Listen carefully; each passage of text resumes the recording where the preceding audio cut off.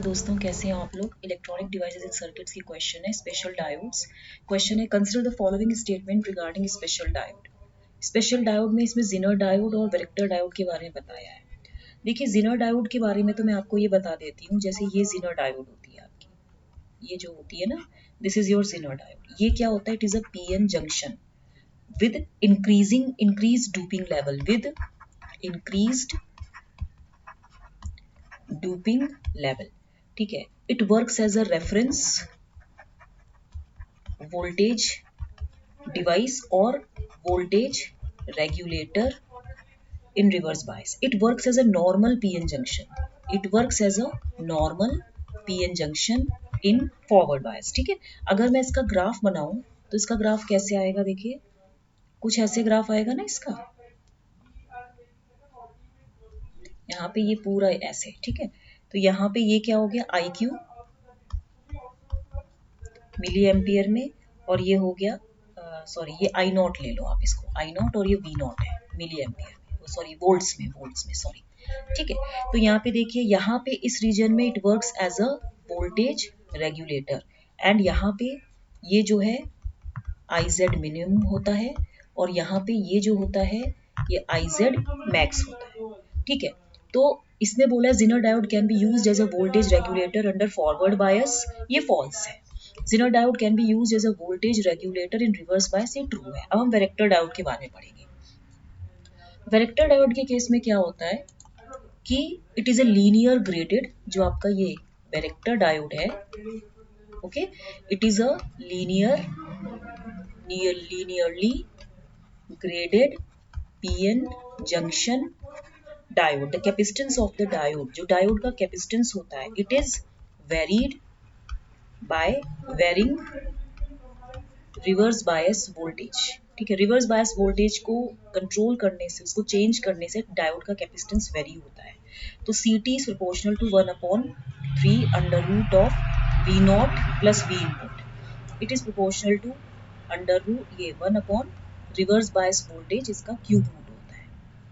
ठीक है, अब ये ट्यून्ड सर्किट में यूज होता है। This application is used in tuned circuits. तो यहाँ पे आप देखिए, यहाँ पे ये L है,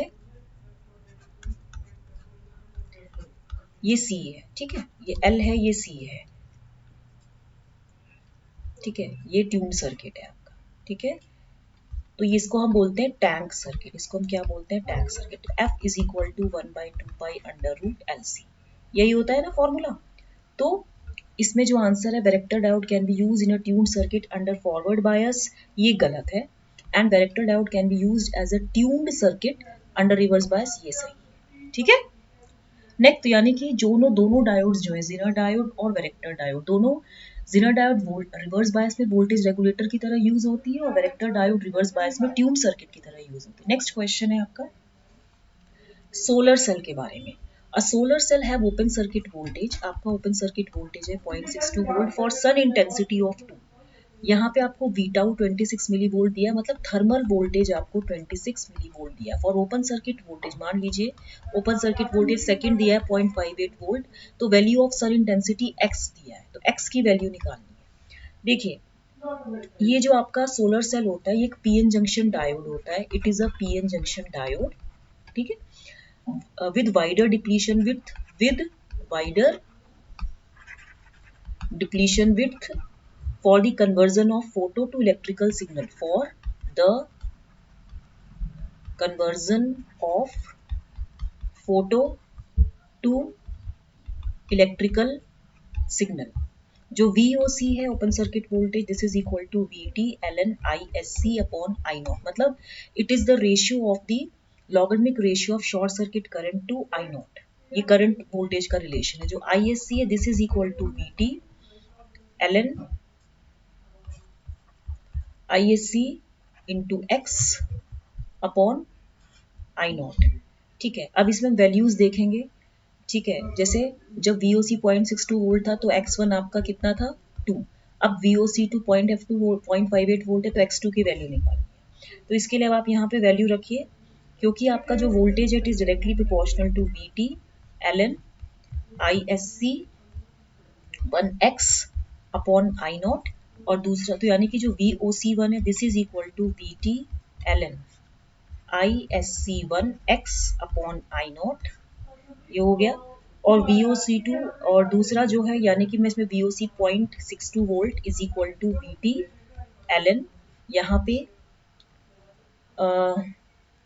ओके x1 2 दिया है ना, तो यहाँ पे कितना हो जाएगा आपका ये twice of ISC upon I not, क्योंकि ये x दिया है आपको 2 दिया है, ठीक है पहले केस में। अब ये तो हो गई फर्स्ट इक्वेशन। दूसरी इक्वेशन देखिए क्या है इसमें, दूसरी है 0.58 volt is equal to VT ln x2 ISC upon I not, ये सेकेंड इक्वेशन है।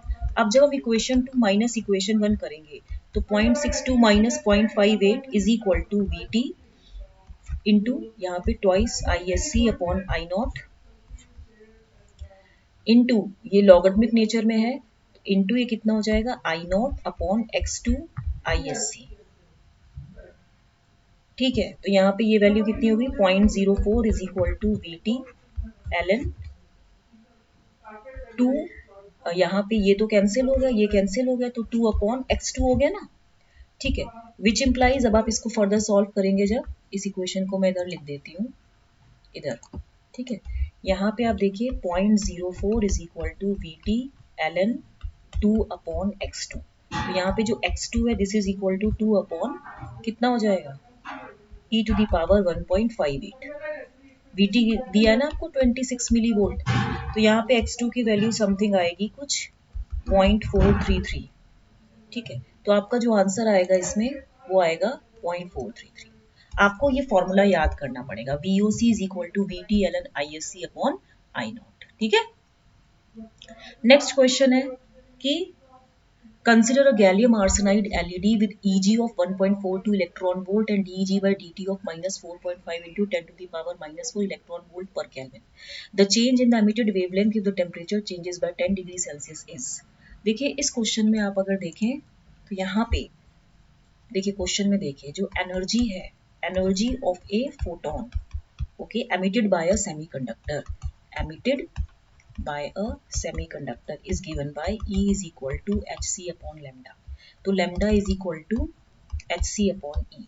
तो डिफ्रेंशिएट करेंगे जब हम इसे, differentiating with respect to t, तो d lambda by dt is equal to minus hc upon eg square into deg upon dt। Given Eg आपको कितना दिया है, ये 1.42 EV दिया है, तो deg by dt कैसे निकालेंगे आप, deg by dt is equal to कितना हो जाएगा, ये आपको दिया है ना ये क्वेश्चन में, -4.5 into 10 to the power -4 electron volt पर डिग्री केल्विन।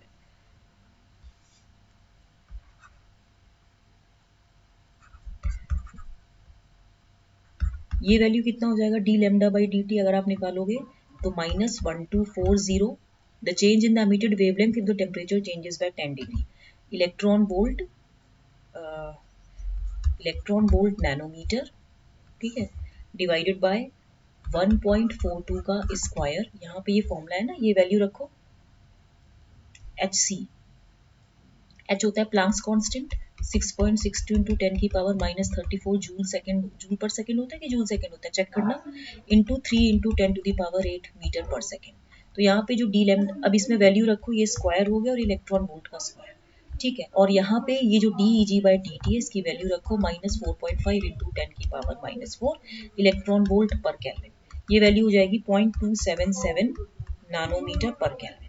अब जो यहाँ पे dt है, चेंज इन टेम्परेचर, वो 10 डिग्री केल्विन है, 10 डिग्री सेल्सियस है ना, यानी कि 10 डिग्री सेल्सियस है, तो डी लैम्डा कितना हो जाएगा, आप इसको सॉल्व करेंगे जब 2.77 नैनोमीटर, तो आपका जो आंसर आएगा ये होगा 2.77 नैनोमीटर। क्वेश्चन समझ में आया।